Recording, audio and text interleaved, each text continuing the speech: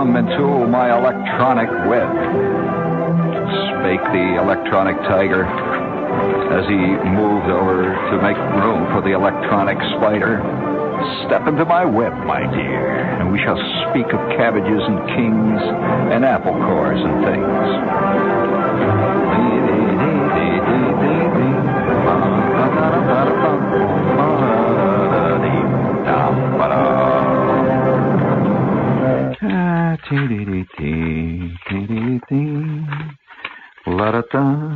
I think we'll go right headlong into mediocrity. Headlong. Let's go, gang. Yeah, I'm the sheep of Araby. Your love belongs to me. At night when you're asleep, into your tent I'll creep. The stars above will shine, and we'll light our way to love, love, love, love. Come on, yeah, coming on, and rule this land with me.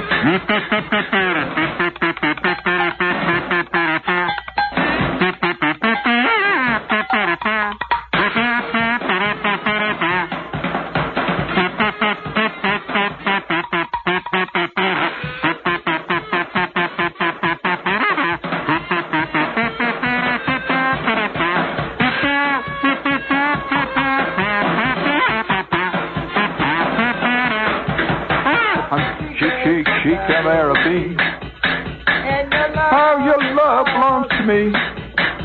At night when you're asleep, into your tent.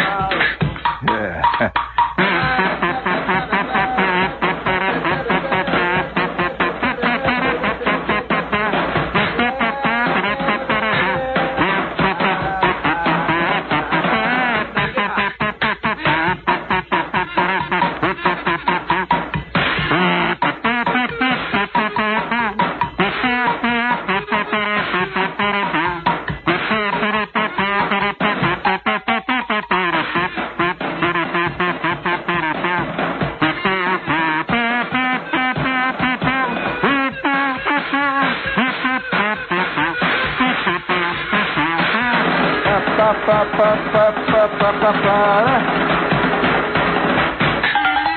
Yeah.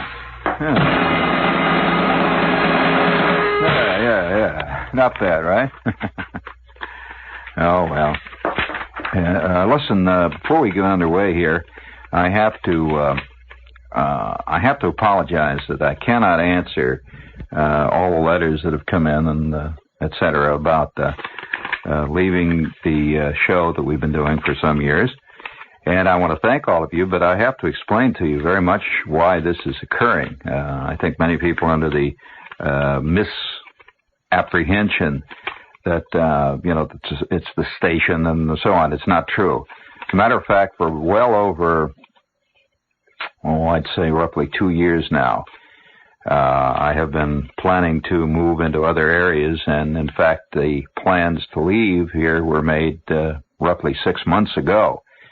And the fact that there were other things happening on the station simultaneously really had nothing to do with my move, and it was purely on my volition, etc. And the reason that this is so, some of you know, I guess most of you probably know this, but I have a large number of writing commitments that I've been involved with. I have 2 novels that are just about completed, have to be finished. I do a lot of writing for other sources.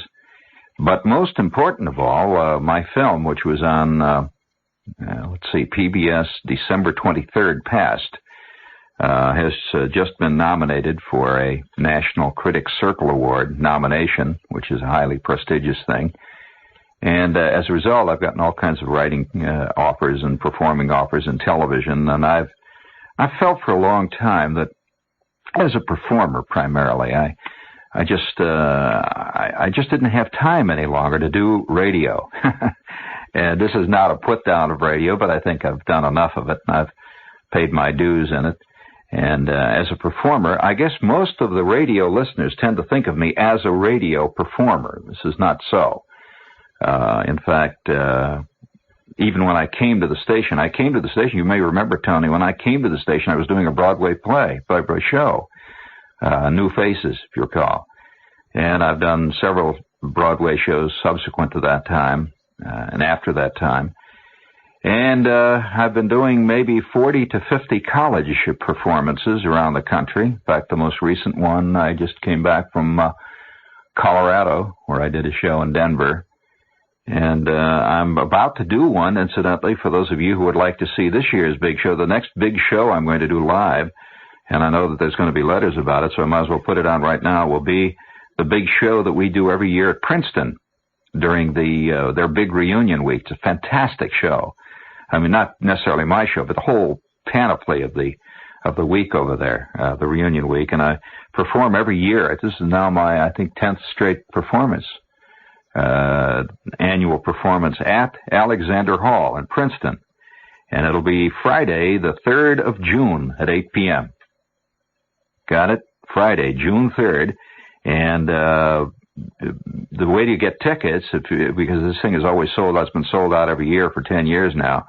And so you better get on the stick right now. Call them. This is a benefit we do every year for WPRB, which is the Princeton radio station. In case you're interested in why it's done, that's what it's done for. And it's area 609 to call, 452-3655. I repeat, it's area 609-452-3655.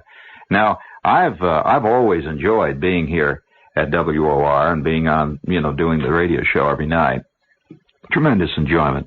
Yet, on the other hand, the press of time, you just have so much time at your disposal. And a performer, of course, is not like other people. I'm not a radio person, really, and a radio person, of course, devotes time to his radio thing. That's what he does. But in my case, I'm a performer, which means that I've been doing television. I have a TV show now that's on public television. Maybe some of you have seen it over in Jersey, and it's a lot of work. I have incidentally a network special that I've just been contacted about, and I'm about to do on one of the major networks for the Raytheon Corporation. And it's just too much time. I mean, I'd love to continue to do it, but I can't, and that's so much for that. I've enjoyed doing it, though, and for those of you who've enjoyed it, I'm glad you have.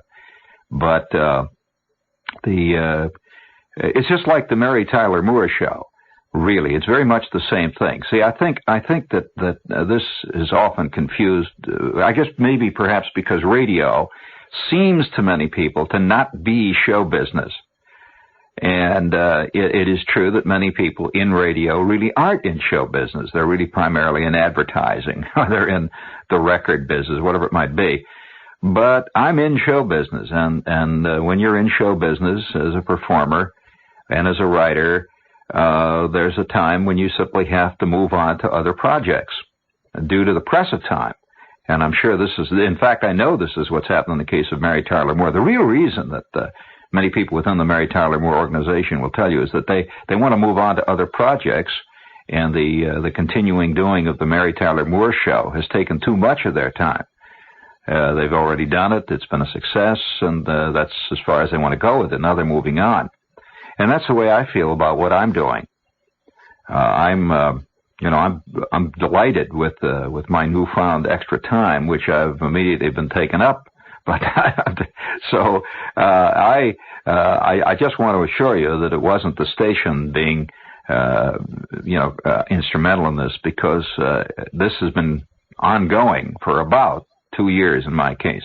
What happened with the other people on the station, I have no idea. I have no contact with them, nor do I know anything about it. But my case, what happened with me, has nothing whatsoever to do with the others. And I wish them well. But in my case, it was on my volition, and it was a long-considered decision. One which, incidentally, I think there have been several views of it. My agents, for example, who happened to be William Morris, were after me to leave radio as long ago as 10 years ago, 5 years ago. They said, this is ridiculous, Not that they put radio down, but it just seemed that there were many other projects which I could not do because of radio, due to contractual commitments for one thing, and also due to the fact of time, again, the old evil time. When you're doing 5 radio shows a week, 5 nights a week, 45 minutes a night and coming up with original material for the most part every night. This requires an extraordinary amount of time. For those of you who don't know this, you may think, well, he comes on the air, he only puts in 45 minutes. Well, try writing 45 minutes of original comedy material, and every day. It's a lot of time. It takes a lot of effort and work, and it's very tiring. And I'm delighted to be free. And I just hope, though, that you will continue to listen to the station and enjoy the station, and you'll have plenty of chances to hear my work and see my work, primarily television, because I'm not going to. My radio show, for those of you who don't know this, is also syndicated around the country, but that will continue. But as far as doing 5 nights a week radio on live, mostly here at the station, that just can't be done any longer for me. First of all, it's travel. I don't really know much about how difficult it is to travel around the country and what time it takes. If for example, I did a show in Colorado here a couple of days ago, a week ago or so, and due to the kind of airline commitments that were involved, I had to spend roughly 4 days to do a one-evening show. 4 days en route, back and forth, and being at the hotel and one thing and another. And it's the life on the road that ultimately wears you down. Like this weekend, I'm traveling to Washington to do a show in Virginia, and I'll be traveling around doing shows around the country, and of course the big Princeton show coming up, and then there's going to be one out in I believe it's, what's it called, Clinton, yeah, but that's not the place, that's the town. Well, I'll find out about it. It's a big performance. I think it's in July, isn't it, sometime like that? So the Clinton Barn, the Clinton Memorial Park. Is it a what's it a memorial to? The floods of Jersey, maybe, huh? Oh, it's the Clinton Historical Museum Park. Okay, that's going to be in July. They haven't announced the date yet, so I'll be over there. I'll be doing many things. But all in all, it's been a wonderful association. And you know, interestingly enough, Tony Galano, who is working with me now, was the engineer on the first show that I did here. He's here tonight, and he's doing the show. And it was the first show, it came from the studio right across the hall over there. And he worked with me on that one, and he's worked endless shows with me since. And it's always been a great pleasure to work with him. In fact, I've enjoyed working with everybody here at the station. Only in the very early days of the station, they had a couple of guys who went bananas. Yeah, that's right. And it was wonderful. You know, some of the people who've been through this station, you may not know some of the guys that you know, went on to other things in show business, were involved. I guess most people in America are not used to really a performer or a person in media being involved in various forms of media. Most people, you know, they really stick to what they do. John Gambling, he does radio. You just can't imagine John doing a film.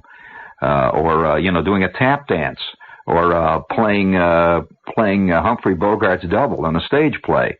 But in my case, I never was a radio man, and I never considered myself that. And for that reason, it's been a fascinating, you know, experience for me to be around radio stations and not really be part of them, and yet to be an observer of them. Fascinating places, and it's an intriguing medium. Excuse me. Although radio has become media, really, basically, there's about 15 different types of radio. But I seriously hope, though, that you will, you know, will understand. The reason I'm saying a lot of this, it may seem redundant to many of you, but listeners tend to always believe that there's an evil ogre at every radio station that fires the good guys. They really believe that. It's just not true in this case. And I frankly feel that it's unfair to say that to them. I know that a lot of people have written this kind of stuff, and I've gotten copies of letters they've sent, and I appreciate it, but it's not true. So, is it time for a station break yet? No? Well, I'm going to do one anyway. This is WOR New York. I'm getting very independent here in my last few shows. I'll be here, by the way, until April the 1st. This is not my last show, so don't pack it in. I'll be here till the 1st of April. And among other things, we'll be doing such deathless commercials as the following one. Here we go. And, yeah, I know all about it. Don't worry, I've done these things before, these radio shows. And now a reminder that the next time you buy tea, make it White Rose tea. According to this thing here, White Rose tea bags are priced to suit your budget. I mean, you never think in terms of a budget connecting itself with a tea bag, particularly when compared to the big national brands. Or coffee. Listen, I understand there's an outfit, I know one guy now that has put 2 sealed 1-pound cans of coffee in his will. He's leaving them to his, but it's when you get home and prepare your first cup that you'll really appreciate superb White Rose tea. It's a mixture of imported orange Pekoe. It's not pronounced Pico, you know, it's Pekoe.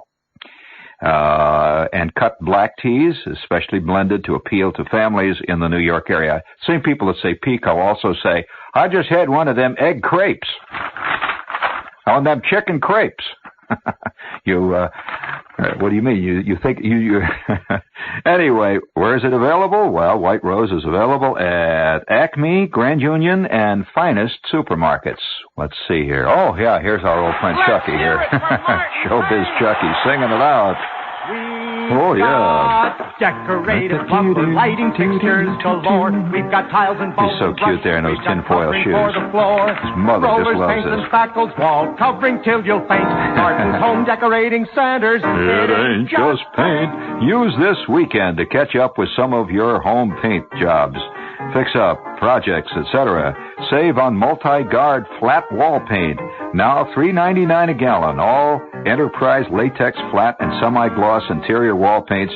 Prices now roll back to 1972 prices. And those were good ones. Yes, sir. Go down to Martin's and lash out to some of these great paint values and sing it out with little old Chucky here. We've got decorative lumber, lighting fixtures galore. We've got tiles and bulbs and brushes. We've got covering for the floor. Rollers, paints, and spackles, wall covering till you'll faint. Martin's Home Decorating Centers. It ain't just paint. Now, enough of that. Okay, no more commercials. You can come back up from under the daybed now. It'll be all right. Hey, you know, I have a few more things I have to say about leaving.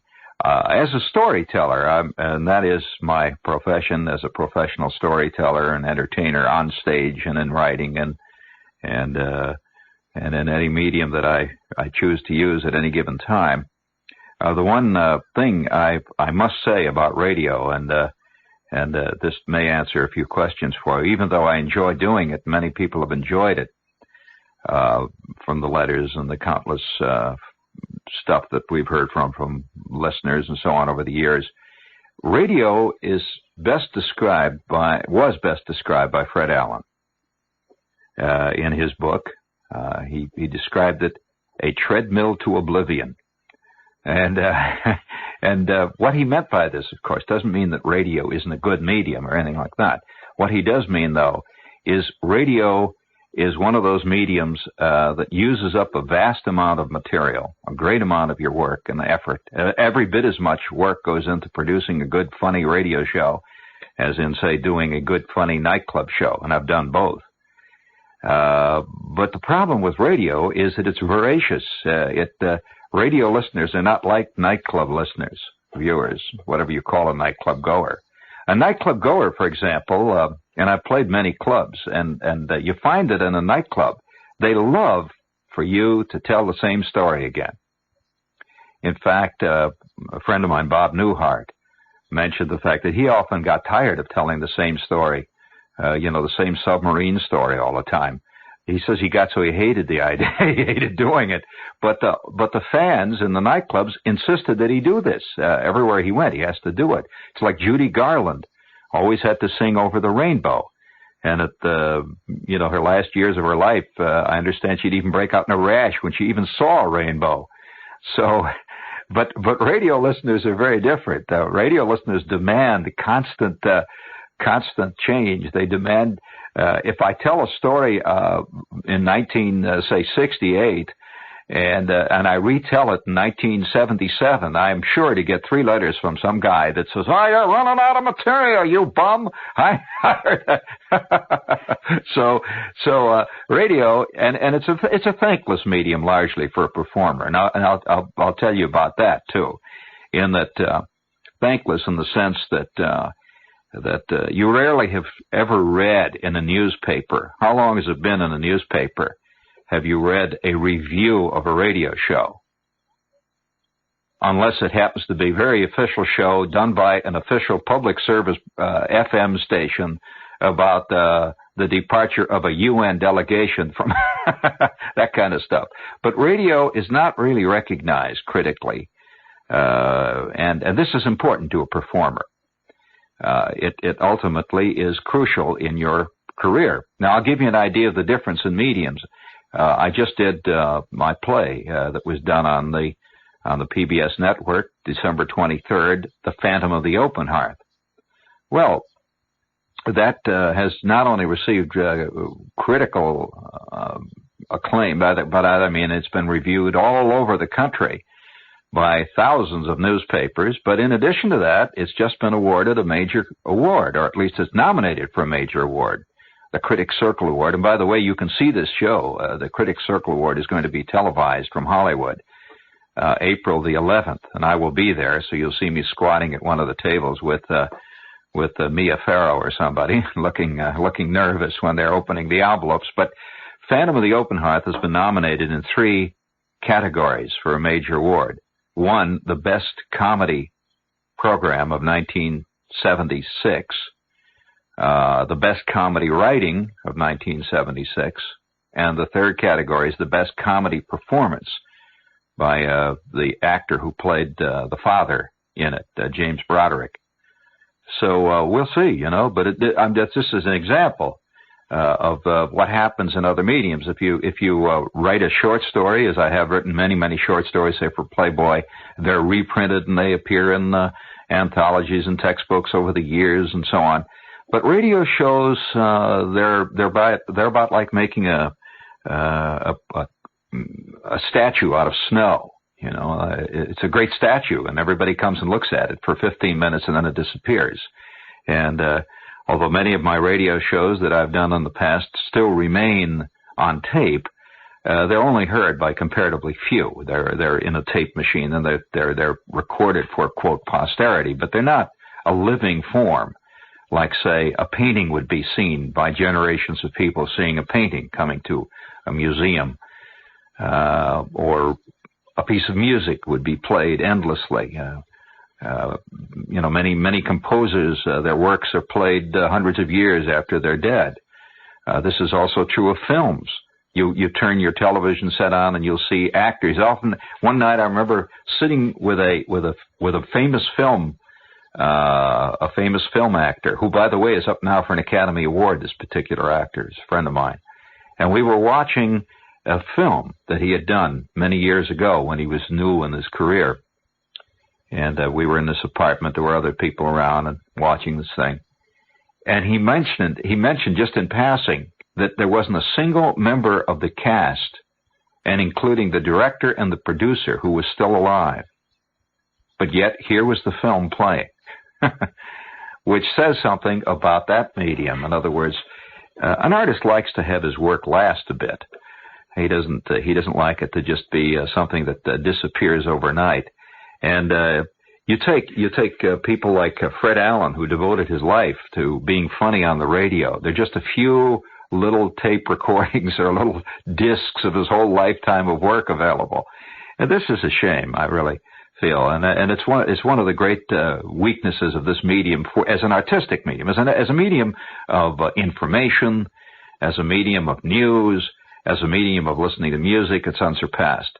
But as a medium for an artist, a performer, an entertainer, a humorist to work in, I've been doing it for years myself as a hobby, because I enjoy doing it, but not because it's an important part of my career. It just simply isn't. And as much as I've enjoyed it. So this probably may explain to some of you more possibly the reasons that I've made my decisions. Now, an example. Now, I'll be playing Princeton here this June coming up. Now, on stage, you see, I've always felt too that the problem, every medium has its weaknesses, or its. Let's put it this way, Tony. Every medium has its limitations, not weaknesses, but limitations. So, what you can do on the radio as a performer is obviously something you can't do in a nightclub. To begin with, here's an example. A nightclub, how many people are in a club at any given time? Possibly, at the most, a couple of hundred. And that's a very successful club. And that's how many people are going to see what you do. In addition to that, drinks are being served, and you're competing with the guy that's just ordered the pizza. You're competing with the guy in the back that's having a fight with his wife. By the way, this did happen to me one night. I'll tell you a story about that. About in the middle of a bit I was doing in a nightclub, a place called Down in the Depths. When I came to New York, I was doing a lot of club work. It was in the Hotel Duane on Madison Avenue, and it was a very chic club, incidentally, among people who played there. And I'd like to salute him right now, by the way, a friend of mine who has just died, Milt Kamen. Milt was an old friend of mine, and a very, very nice man. And Milt never, I always felt that Milt never achieved the fame that he deserved, and I'll tell you why, primarily. Milt really was a nice guy. Nice guys rarely finish first in this business. And Milt's stuff was ceaselessly stolen from him by other performers, and I've had that problem many times. So this is one of the reasons why I want to get out of radio, really. I want to use my material for my own work and purposes. But anyway, I'd just like to salute Milt. He passed on not long ago, and he was a wonderful guy. Milt and I used to sit down at the Rikers on 57th Street and spend hours working out gags. And anyway, we worked together down at the Duane Hotel, and it was a nightclub. And among other people that were at that club, in fact, simultaneously was Mike and Elaine were there, and good people. And it was a good club, and it was a good place to work. And I remember one night Milt advising me down at the club. He says, your radio, he says, you shouldn't be messing with this medium. He said, because people will think of you as a disc jockey or something and don't play records. And in ways he was right. But on the other hand, I don't regret having been on the air all this time. I've enjoyed it immensely.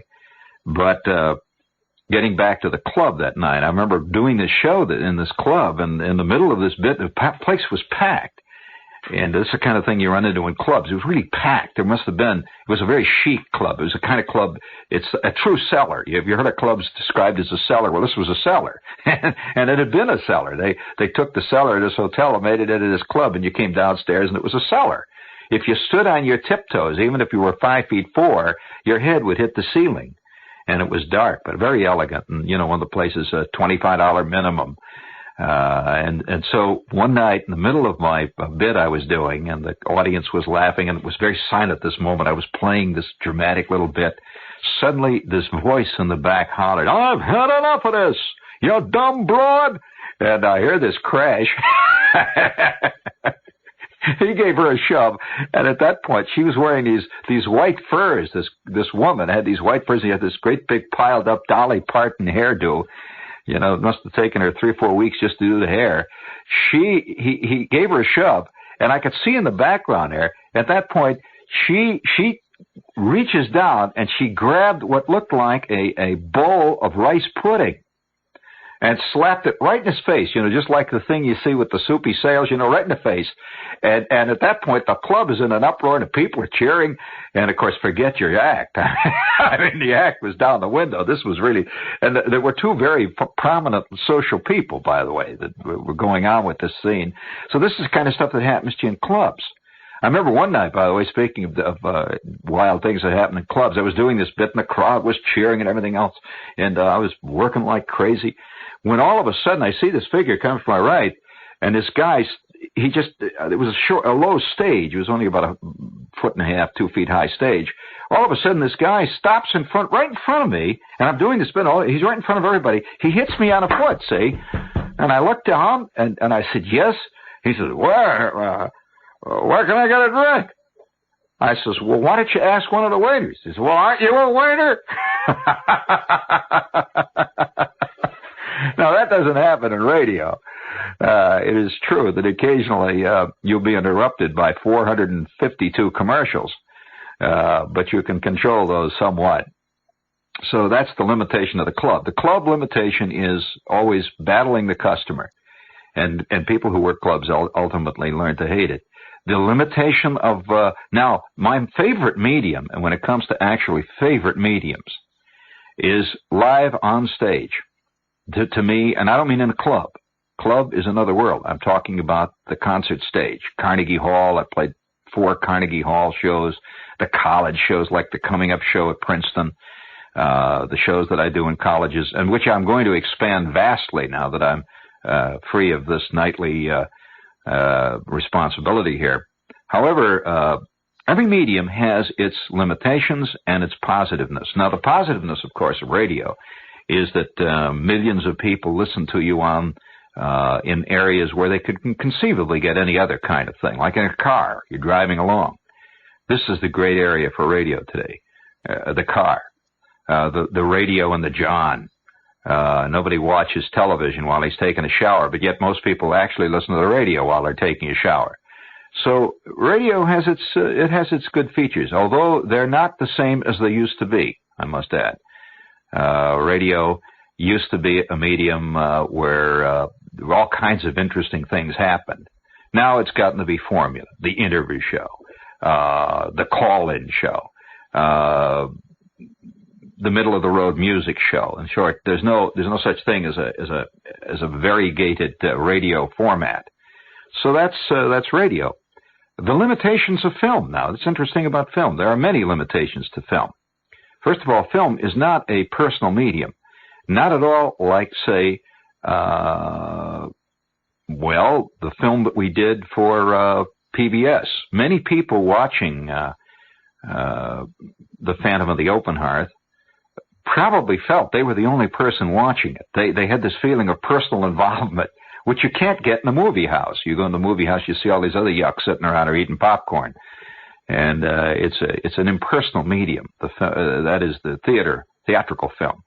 And yet, the advantage of a theatrical film, this is one of the great advantages, is the great control over the medium that the creators of the medium have. In other words, there's no such thing as a sponsor of a film.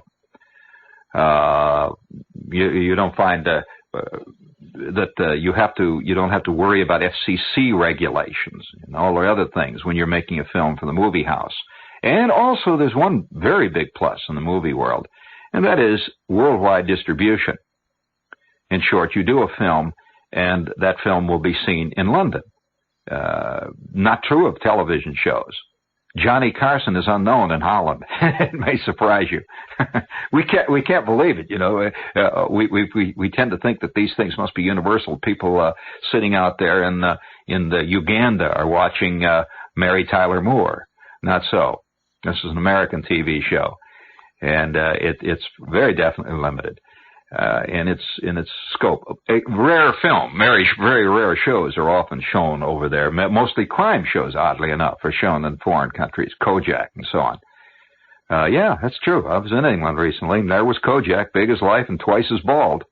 But nevertheless, every medium has its positives and its negatives, and I've worked in all of them. I'm not talking here theoretically, and I'm talking about working professionally in all of them. The Broadway stage, which I have worked in, and I worked in legit theater, that has many problems these days, and most of them are economic, and they can't be surmounted, in that it's almost prohibitively impossible to do a Broadway show of any consequence these days without running the risk of absolutely losing your total shirt, because it's the only show, it's the only kind of thing where you can spend 2 years, I'm talking about Broadway, so you can spend 2 years of your work and probably $500,000 of monies, and it all goes down the drain in one night. That's not true. You could even if you turn out a turkey in a movie, you'll eventually get your money back. It'll be on the second or the third notch on a double bill, playing in drive-ins in the porny houses. But nevertheless, it's not that nearly as risky. So there's a big difference. Plus the fact that the Broadway house has been taken over largely by women's clubs who buy tickets and they want to see musicals. And so that's probably endlessly what you'll see on Broadway. Now, I've played off-Broadway. I've been involved in the off-Broadway movement and did many off-Broadway plays at one point in my career. And that, of course, also was an economic problem.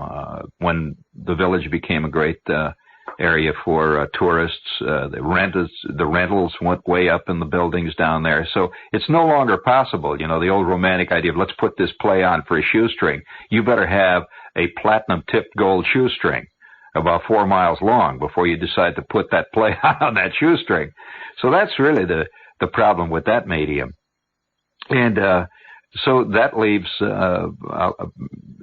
really up to the performer and the writer to work in the various mediums that he cares to.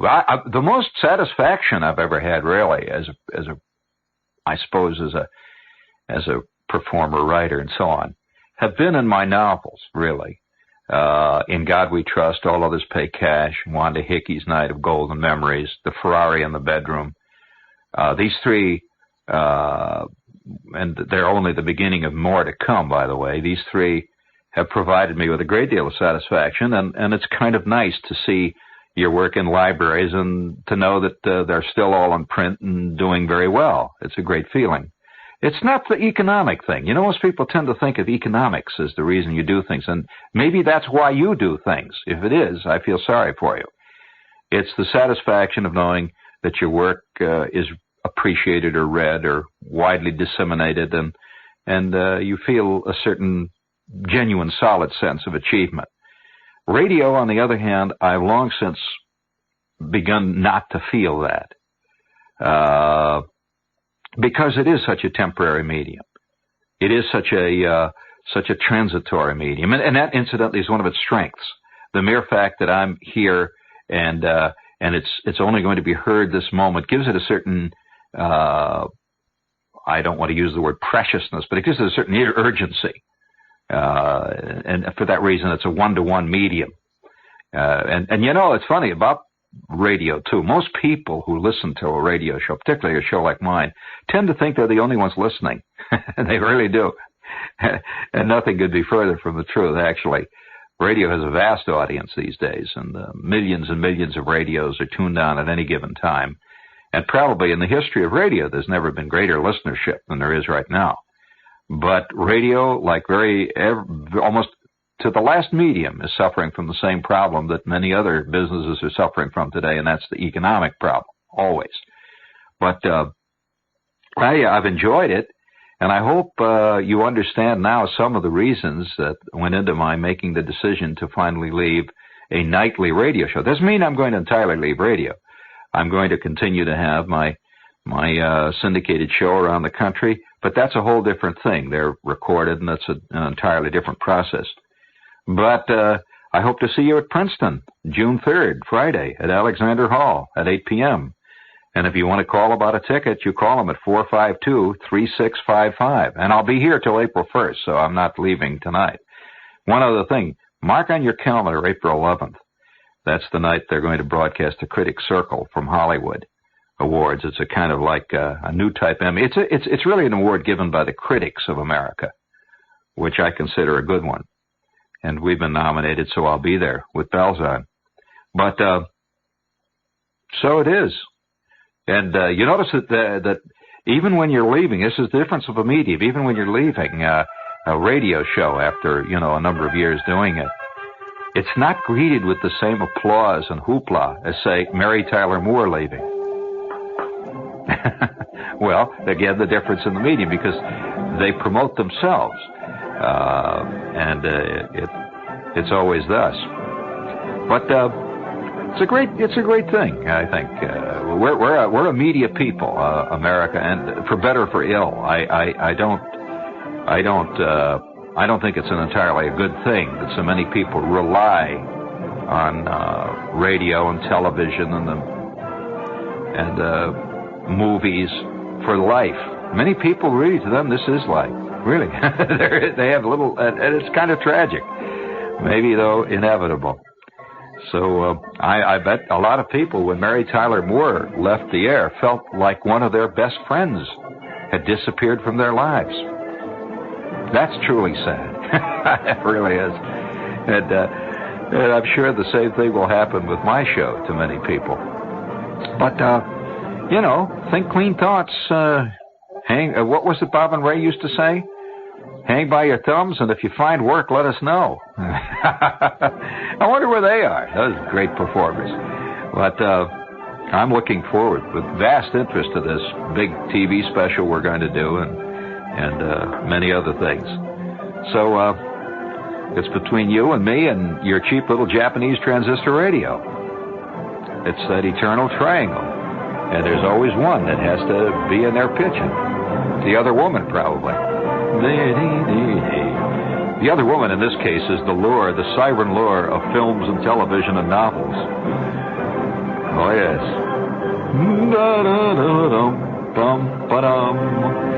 And this is WOR New York, of course.